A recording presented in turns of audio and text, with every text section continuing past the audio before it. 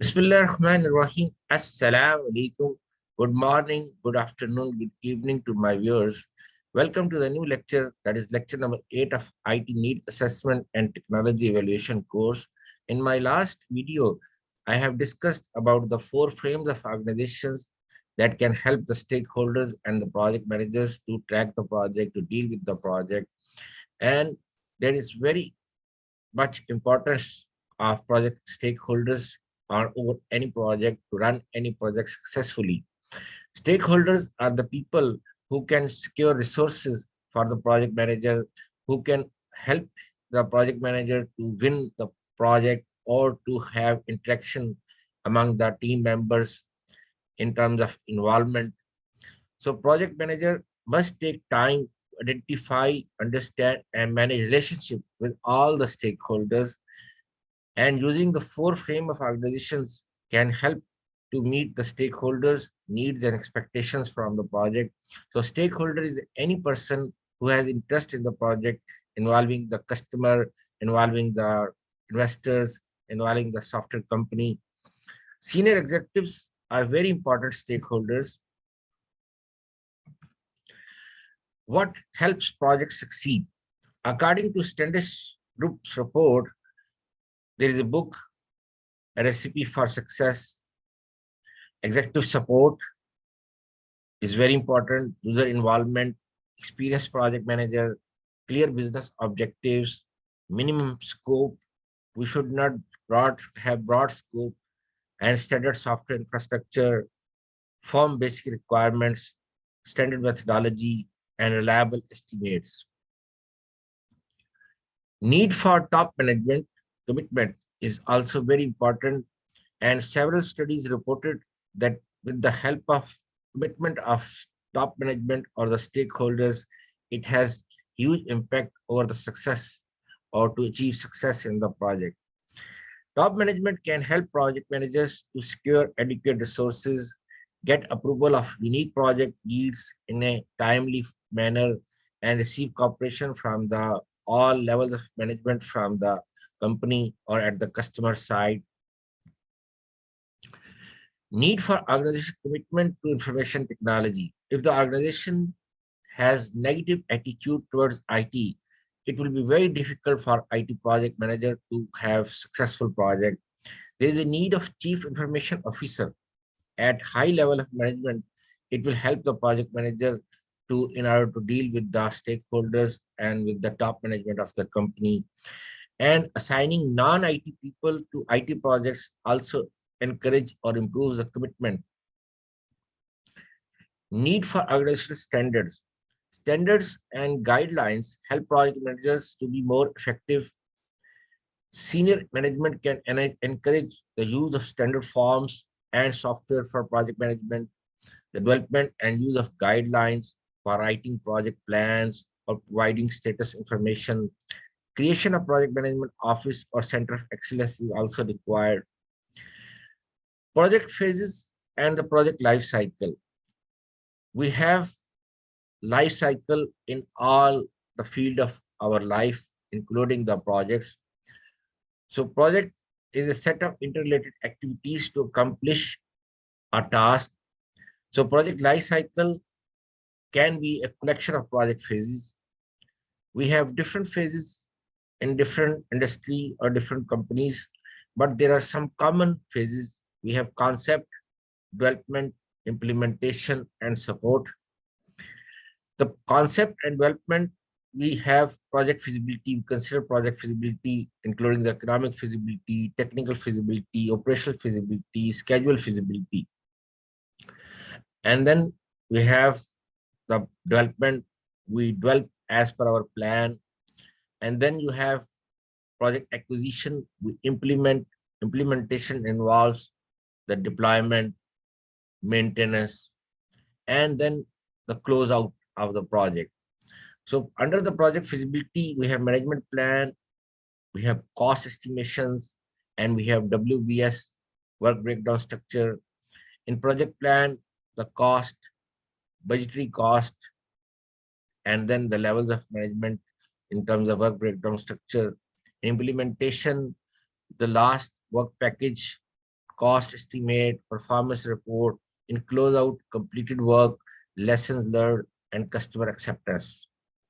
So these are the phases of project life cycle.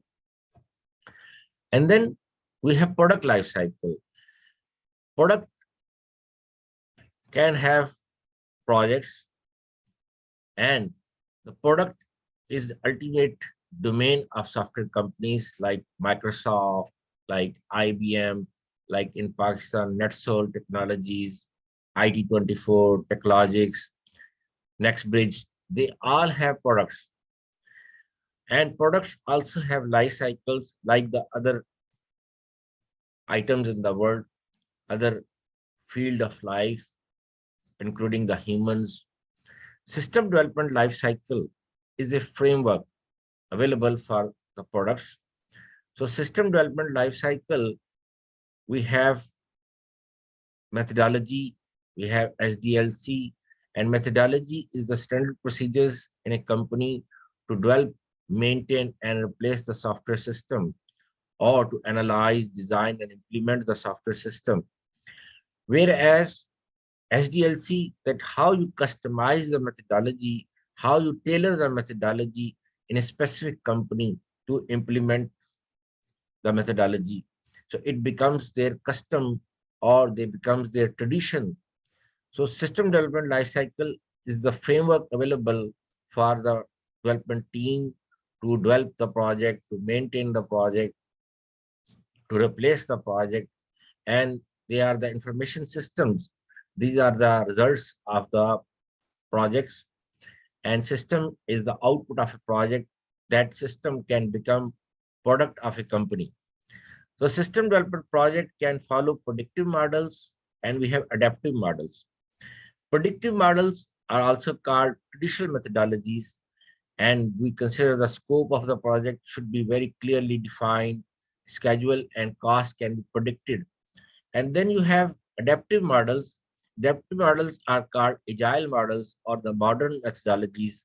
The projects are mission driven and component based, using time based cycles to meet the target deadlines or tight deadlines. So we adapt as per the situation in the changing environment or changing requirements.